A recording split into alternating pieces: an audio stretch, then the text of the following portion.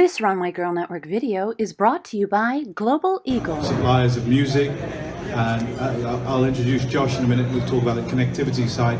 But in a company like Global Eagle, what makes what we do special is really about the partners that we have. And tonight, you're going to get the opportunity to talk to some very special guests of ours from La La Land. Again, this is courtesy of Lionsgate, who partnered with us on this. We were able to release La La Land early to airlines. Where we released it, I think, a week after the awards. It was flying, so that was pretty impressive.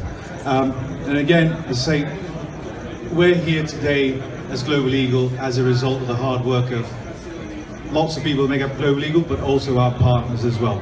I'm going to hand over to Josh to say a few words and say thank you to anybody I may have missed. So those of you who know, Josh runs our connectivity business. Thank you. Thank you. So Wale, you couldn't have said it better. We are a business that depends on our partnerships with satellite operators, our partnerships with our key suppliers, with our antenna technology, with the delivery on board the aircraft, and of course, all of the services that flow over the network we operate in aviation, but also in the maritime and the land business sectors as well. There are a number of our key partners in the audience today who have made just a tremendous impact on our capabilities, on our delivery of services to customers, and I think we owe so much gratitude to the heroic efforts of what our suppliers have helped us accomplish going forward. We are flying the Albatross this week with our latest technology. It's a Ka band antenna. It has incredible performance. I encourage all of you to go try it. In addition, we'll be at our booth talking about some of the new programs and services we're offering on the connectivity side. And all in all, this is a time of renewal, new team, new products, new services, new capabilities, new customers, and the momentum is really exciting. So thank you all for coming. Hope to see you at the booth. Go fly the Albatross, and I hope you enjoy the Q&A with our team here. Thank you, Ellen. Thank you both. So let's get into it here. Let me introduce you to our two guests from the La La Land team, who have, I guess, been traveling around the world. This has been a whirlwind tour, and the movie has been now a part of your lives. Let me introduce you to Stephen Gizicki, okay, who has 34 Hollywood credits. He won the Guild of Music Supervisors Award for La La Land, award-winning producer of music. Is that the right term? Sure. Supervisor. Worked on all elements of the film. And Nick Baxter, who is an Emmy Award-winning sound mixer and music recording specialist, and had 56 credits in Hollywood. It's just really impressive to welcome. So please welcome both of them here with us. Thank you. So first, how many people have seen the movie? How many people? Come on. Okay, that's the majority. Some people are busy drinking, so they may not want to raise their hand or they're spill their bourbon. So to start off, and we're opening this up to the audience shortly. So as you look at this film, what has it done for you in your lifetime? Oh, it's changed my life. It's changed our lives. First of all, I want to thank Global Eagle for having us here. This is really cool. Thank you. And we're always happy to talk to people that love the movie. And I'm sorry we're not Emma and Ryan.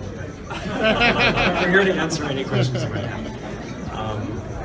And you asked what it's done for our lives. It's changed our lives. We've traveled the world to go to premieres. We were on stage at the Oscars when weird things happened, which is a story that we'll be telling for the rest of our lives. It's a good story. It's every job changes your life in some way because of the people that you meet and the things that you do and new experiences. But this is just one of those things that I sort of wonder that I'll ever have anything like this again. And I just feel so fortunate and so blessed to be part of it. So Nick, you've been involved with Castle, Narcos, Guardians of the Galaxy, lots of different projects.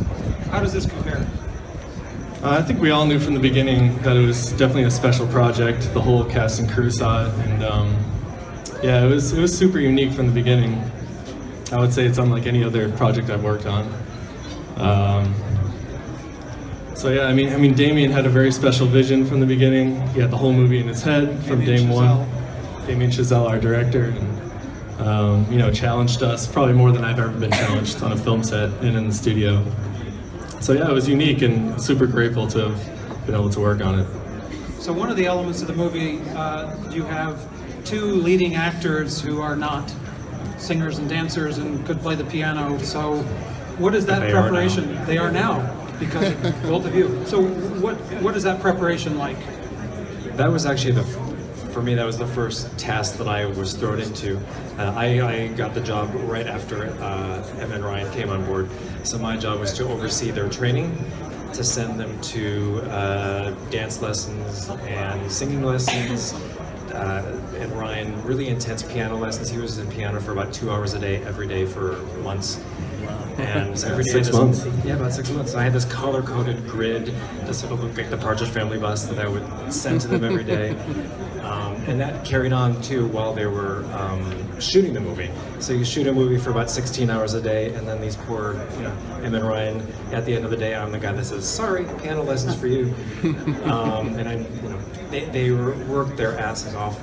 They worked really hard. And We'll edit that out. Okay, great. Sorry.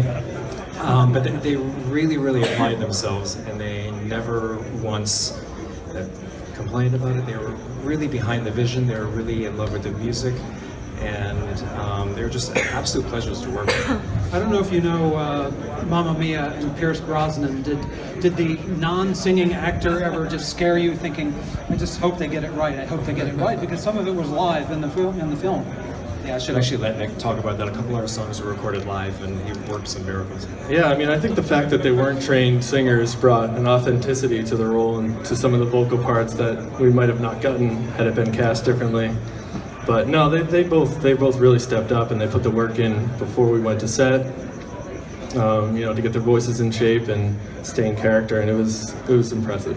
I should actually tell a story. We had Ryan learning how to play the piano. One of my other jobs, I had to find a hand double. Everything you see in the film is Ryan playing piano, but I had to hire a double just in case. Like you know, you hope your house doesn't burn down, but you get fire insurance anyway. And so we found a hand double. And once Ryan found out that we had a hand double, he upped his game significantly. He worked even harder. He was determined not to. He said, "I don't want that guy to ever leave his trailer." And the guy never did leave his trailer because it's all Ryan. So what about Emma Stone and her challenges? What was the big musical challenge there? Oh, audition was rough. It's a big song, and she's Song audition, not her There's audition. no the song audition, yeah. It's just a really challenging song. It goes to really big places. She's a great vocalist. She has great raw talent, and luckily she had performed on Broadway and cabaret, so she had the chops. But we just had to work with her to, you know, learning how to sing, you know, a song like that is just it's a different set of muscles, and we worked with her extensively for a good 6-7 months getting up to that point. Yeah, and you know, it is one continuous take too. Her vocal in that song is front to end, one continuous take from set. And I think it was early on, it was probably take 3 or 4 that we did in the day, and you know, she just crushed it. There's no editing, straight through, live on set, and that's how she wanted it, and that's how we left it. So tell me some dirt that happened on the set. Come on, we're here for a reason. We want to know some story that nobody else knows. There's got to be something. You want to keep your I job. feel like I'm on the spot. On set. Somebody showed up drunk. No, I'm just kidding. If I you mean- got a story from the set. We actually shot right down the street at a bar. I think that's 3 or 4 blocks this way, the Blind Donkey, and